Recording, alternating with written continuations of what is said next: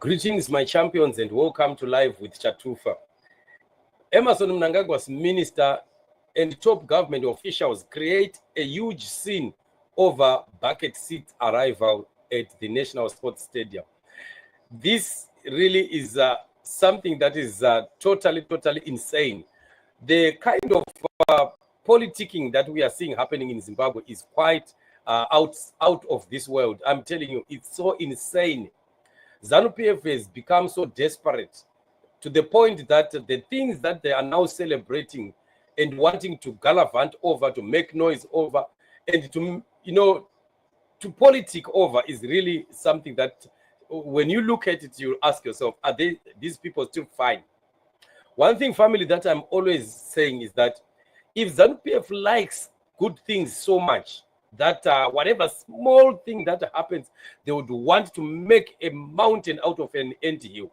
Why then are they not just doing a lot of good?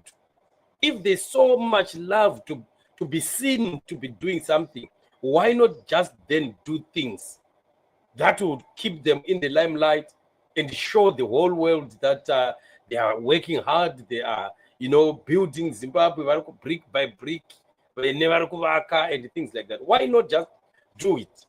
That is one surprising thing. Because at every given opportunity, ZANU-PF would want to propagandize and make noise unnecessarily over little things. I don't think really arrival of bucket seats at National Sports Stadium would have the whole minister and top government officials there, and they have to be standing there and, pretending as if they've done one great wonder of the world. Just look at that. This is just, embarrassing.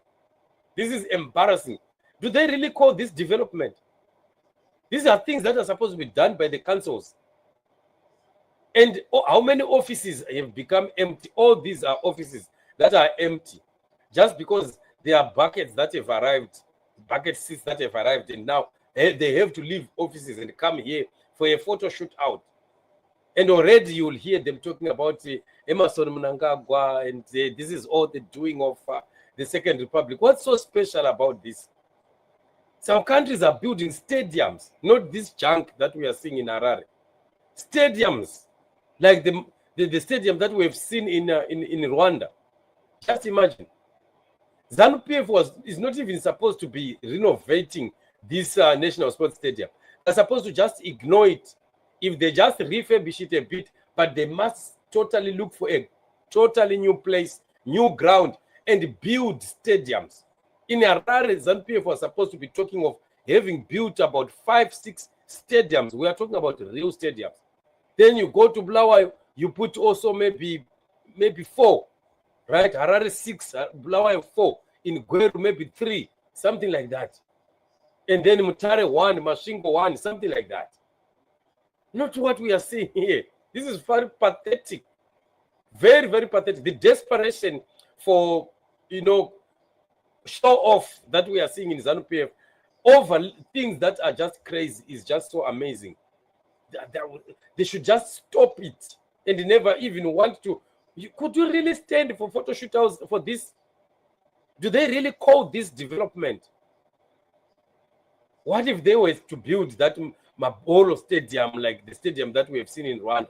What were they going to do? Just imagine. So this is what we always talk about, and we say the mediocrity in ZANU-PF is at alarming levels. Mnangagwa has reduced the thinking capacity of the officials of ZANU-PF, ministers of ZANU-PF, to very little myopic thinking. When you see Mthuli Ncube coming and thinking of him taxing somebody who wins a race horse bet, that is law, man. That is law. For anybody to think like that, really, I'm telling you, it's just something else. And I just wish that people would understand that ZANU-PF has caused so much mediocrity in our country. It has caused us to go, they've set the bar very low. Very low. And we would need really to do a lot of work to start to revive the thinking mentality of our people.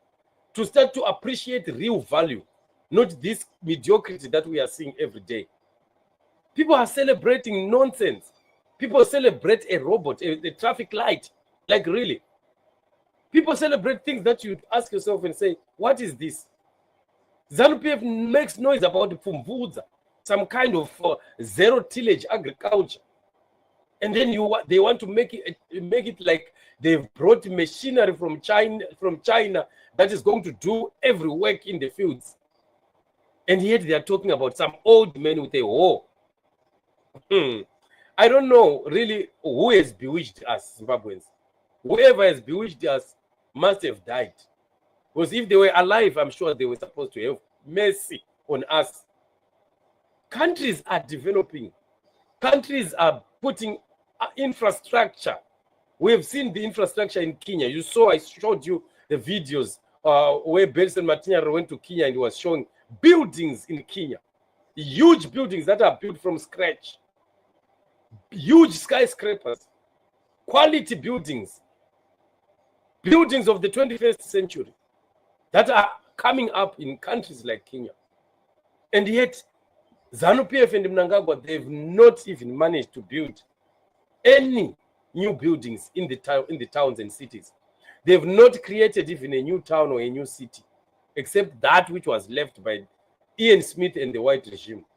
And they call themselves the hard workers brick by brick. We don't know even where the bricks are building. When Mnangagwa talks about brick by brick, we wonder what those bricks are building, because we are not seeing anything that is built by bricks that is rising up.